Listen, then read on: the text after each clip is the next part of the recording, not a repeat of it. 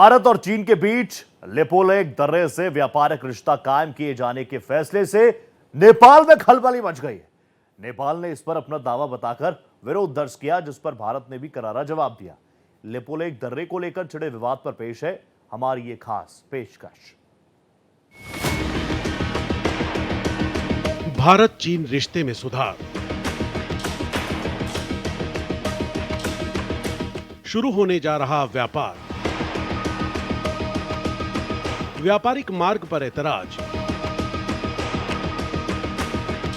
लिपुलेख दर्रे पर नेपाल का अड़ंगा। भारत ने दिया करारा जवाब।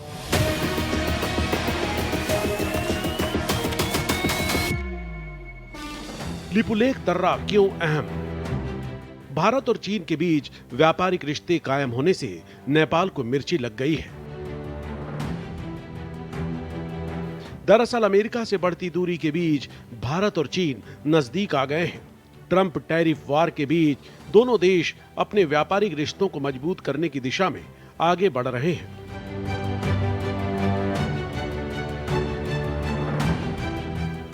इसी के तहत चीनी विदेश मंत्री वांग यी के भारत दौरे के साथ ही दोनों पक्ष लिपुलेख दर्रा के जरिए सीमा व्यापार को फिर से शुरू करने पर सहमत हुए। बातचीत में लिपुलेख के साथ शिपकी ला और नाथू ला दर्रों से भी कारोबार बहाल करने का फैसला लिया गया।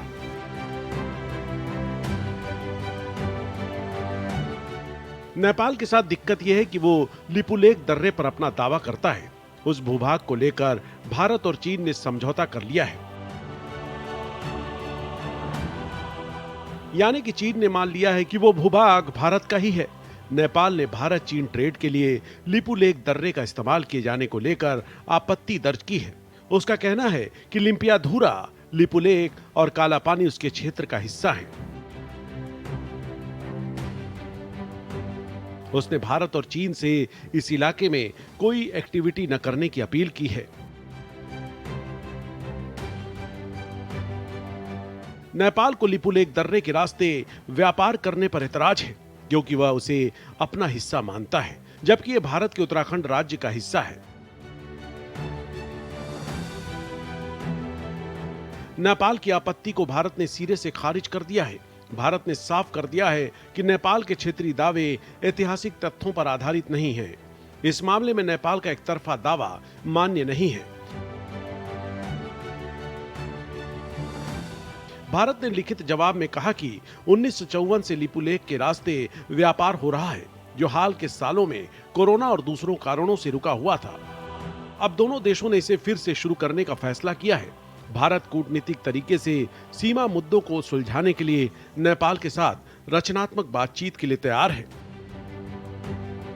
भारत और चाइना के बीच में 1954 से ही व्यापार हो रहा है और ये जो क्षेत्र है वो भारत के अभिन्न अंग है। लेकिन जिस तरीके से नेपाल के द्वारा एक अनुचित दावा इन तीनों क्षेत्रों पर किया गया, नेपाल ने अपने संविधान में संशोधन करते हुए अपने मैप में इन तीनों क्षेत्रों को जिस तरीके से शामिल किया, उस समय भी भारत ने इसका कड़ा प्रतिरोध किया था।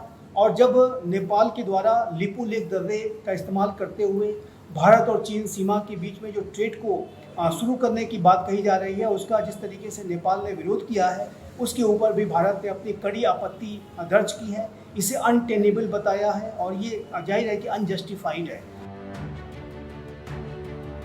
लिपुलेख सीमा विवाद। लिपुलेख दर्रा नेपाल के पश्चिम में भारत से लगी सीमा पर कालापानी के निकट स्थित है। भारत और नेपाल दोनों ही कालापानी को अपना अभिन्न अंग मानते हैं। भारत इसे उत्तराखंड के पिथौरागढ़ जिले का, जबकि नेपाल धारचूला जिले का हिस्सा मानता है। यह विवाद तब भी गहरा गया था जब नेपाल ने मई 2020 में एक नया नक्शा जारी किया था, जिसमें तीनों क्षेत्रों को नेपाल का हिस्सा बताया गया था। नेपाल का दावा है कि महाकाली नदी की पश्चिमी सीमा ही भारत नेपाल की वास्तविक सीमा है और लिम्पियाधुरा उस नदी के स्रोत के पास स्थित है। वहीं भारत का कहना है कि ये क्षेत्र ऐतिहासिक रूप से भारत का हिस्सा रहे हैं।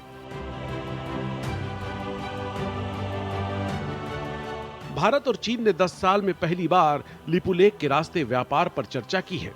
इससे पहले 2015 में पीएम मोदी की चीन यात्रा के दौरान उन्होंने और तत्कालीन चीनी प्रधानमंत्री ली केंगकियांग ने लिपुलेख के रास्ते व्यापार बढ़ाने का समझौता किया था।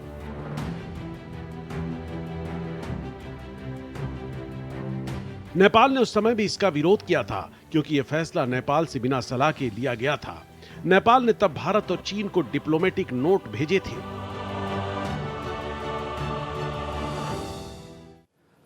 और इसी के साथ इस खास पेशकश में फिलहाल इतना ही। दीजिए इजाजत। नमस्कार।